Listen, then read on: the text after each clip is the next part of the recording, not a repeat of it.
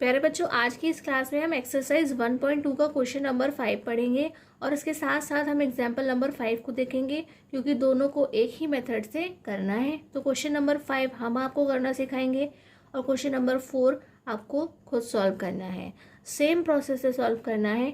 तो देख लेते हैं। जांच कीजिए कि क्या कोई प्राकृत संख्या n के लिए, प्राकृत यानी कि प्राकृतिक नेचुरल नंबर n के लिए संख्या 6 टू द पावर n अंक 0 पर समाप्त हो सकती है। तो प्यारे बच्चों, वह कह रहे हैं कि 6 एक नंबर है जिसकी कोई पावर n है और n का मतलब क्या है कि वह एक नेचुरल नंबर है यानी कि एक प्राकृतिक संख्या है। तो वह बोल रहे हैं कि अगर उसकी n की जगह एक कुछ भी लिखा हो सकता है। प्राकृतिक संख्याएं क्या होती हैं? 1 से स्टार्ट होती हैं, 1 2 3 4 5 इस तरीके से होती हैं। तो यहाँ पर हम कुछ भी लिखें हैं जो कि एक प्राकृतिक संख्या हो, तो जब हम उसे सॉल्व करेंगे तो उसकी क्या लास्ट डिजिट, ठीक है, इस पूरे नंबर को जब हम सॉल्व करेंगे तो उसकी लास्ट जो डिजिट है वह 0 पर समाप्त हो सकती है। वे आपसे पूछना चाहते हैं, check whether 6 to the power n can end with the digit 0 for any natural number n। तो प्यारे बच्चों, ध्यान दीजिए फिर से एक और बार। यहाँ पर आपको एक नंबर मिला है 6 टू द पावर n और n क्या है? एक नेचुरल नंबर है यानी कि वह नेचुरल नंबर 1 से स्टार्ट होते हैं। तो यहाँ पर 1 2 3 4 5 6 इस तरह से होने चाहिए। तो अगर यहाँ पे 6 की पावर इस तरह से होती है तो आपको यह बताना है क्या उसे सॉल्व करने के बाद में उसकी जो लास्ट डिजिट है वह 0 हो सकती है। कैन यानी कि वह पूछ रहे हैं हो सकती है। तो प्यारे बच्चों, डायरेक्ट हम इसको आंसर नहीं लिखवाएंगे क्योंकि इसे लिख लिख करके सॉल्व करना है। इसे समझाने के लिए प्यारे बच्चों हम आपको कुछ एग्जाम्पल समझाते हैं, फिर उसके बाद हम इसे लिखना स्टार्ट करेंगे। चलिए प्यारे बच्चों, इसे समझने के लिए हम आपको दिखाते हैं कि जैसे हमारे पास 6 टू दी पावर n कहा गया है तो हम यहाँ लिख देते हैं 6 टू दी पावर n और n एक नेचुरल नंबर यानी कि एक प्राकृतिक संख्या है, इसलिए हम एक बार लिखते हैं 6 टू दी पावर 1। ठीक है, वह भी क्या है? नेचुरल नंबर है। तो वैल्यू क्या आएगी? 6। देन हम देखेंगे 6 टू द पावर 2। तो यहाँ पर जब हम इसे सॉल्व करेंगे तो क्या आएगा? 36। और देन जब हम 6 टू द पावर 3 देखते हैं तो वह क्या आएगा सॉल्व करने पर? 216।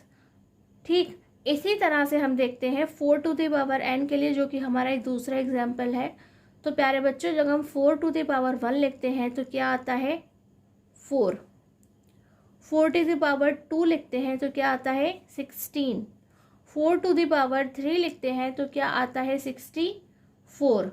तो प्यारे बच्चों, नोट कीजिए कि किसी भी नंबर के पीछे 0 आना उसकी पावर के हाथ में नहीं है।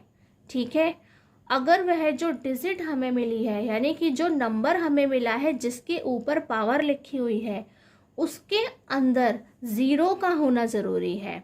ठीक है, उसकी पावर के अंदर 0 होना ज़रूरी नहीं है, उसके अंदर 0 होना ज़रूरी है। तो देखिए समझते हैं, मैं अगर 6 के फैक्टर करती हूँ तो वह क्या बनते हैं? तो 6 के फैक्टर होते हैं 2 इंटू 3।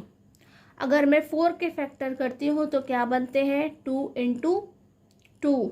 ठीक है, और अगर मैं 10 के फैक्टर करती हूँ जिसके पास 0 है तो वहाँ पे क्या देखने को मिलता है? 2 इंटू 5। तो प्यारे बच्चों, अगर किसी नंबर के अंदर खुद ही 0 होगा सिर्फ तभी क्या आएगा? सिर्फ तभी क्या होगा? लास्ट डिजिट 0 आएगा। मैं आपको एक बार करके दिखाती हूँ। यह है 10 टू द पावर n। ठीक, अब हम इसे देखते हैं कि 10 टू द पावर अगर मैं 1 लिखती हूँ तो क्या आता है? 10। अगर मैं 10 टू द पावर 2 लिखती हूँ तो क्या आता है? 100। अगर मैं 10 टू द पावर 3 लिखती हूँ तो क्या आता है? 1000। तो प्यारे बच्चों, लास्ट डिजिट में 0 कब मिला हमें? उसका एंड 0 पे कब हुआ? जब हमारे उस नंबर के अंदर ही 0 था। नंबर हमें मिला है, अगर उसी के अंदर 0 होगा तभी हमारे लास्ट डिजिट में 0 आता है। तो इट मीन्स अगर हम किसी को 10 से डिवाइड कर सकते हैं वही नंबर ऐसा होगा जिसे हम क्या कहेंगे कि उसका एंड 0 से होता है। ठीक, इसके अलावा वही नंबर हम 2 से डिवाइड कर सकते हैं। क्या कर सकते हैं? उसी नंबर को हम 2 से डिवाइड कर सकते हैं, यानी कि 10 को कर सकते हैं, 100 को कर सकते हैं, 1000 को कर सकते हैं। उसी नंबर को हम किससे डिवाइड कर सकते हैं प्यारे बच्चों?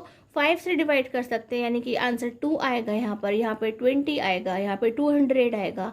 इस तरह से सॉल्व कर सकते हैं। तो प्यारे बच्चों, आपको याद रखना है उस नंबर में ज़ीरो का होना ज़रूरी है, यानी कि अगर हम उसके फैक्टर करते हैं, प्राइम फैक्टर करते हैं, यानी कि हम उसके अभाज्य गुणनखंड करने की कोशिश करते हैं किसी नंबर के, अगर वहाँ पे 2 और 5 दोनों आते हैं तो समझ लीजिए कि उसका जो एंड है वह ज़ीरो के साथ होने वाला है। और कब उसका एंड ज़ीरो नहीं होगा? जब उसके फैक्टर 2 और 5 वहाँ पर मौजूद नहीं होंगे। तो यहाँ पर क्या है, 6 के जब हमने फैक्टर किए तो 2 और 3 आता है, वहाँ पर 5 नहीं आता है। ठीक है।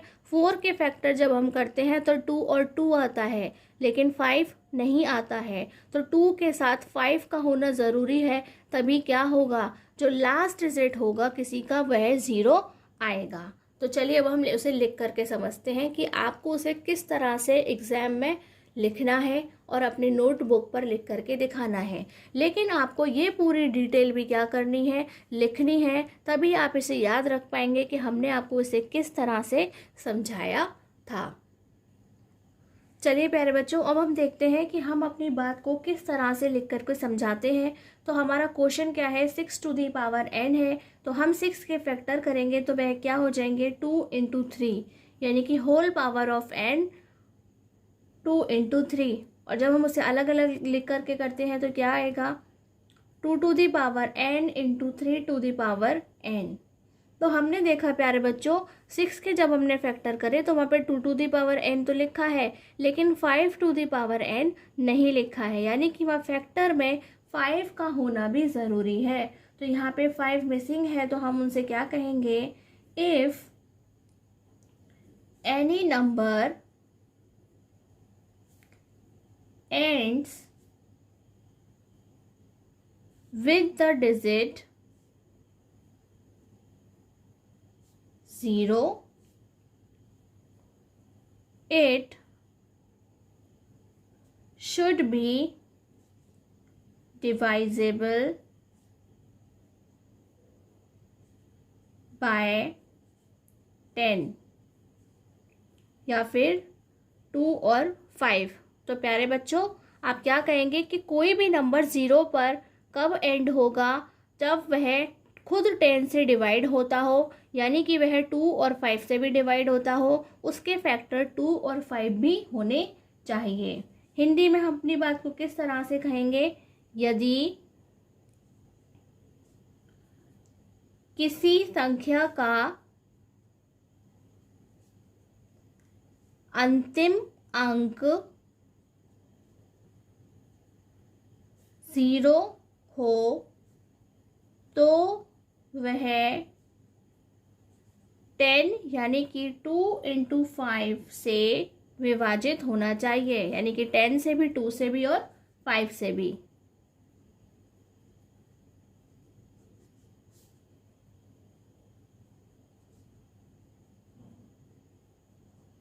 चाहिए इस तरह से आपको उसे एक्सप्लेन करना होगा। Therefore,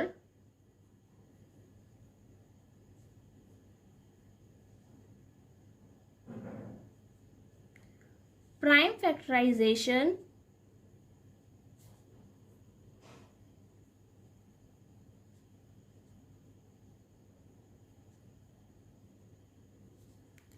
of 6 to the power n does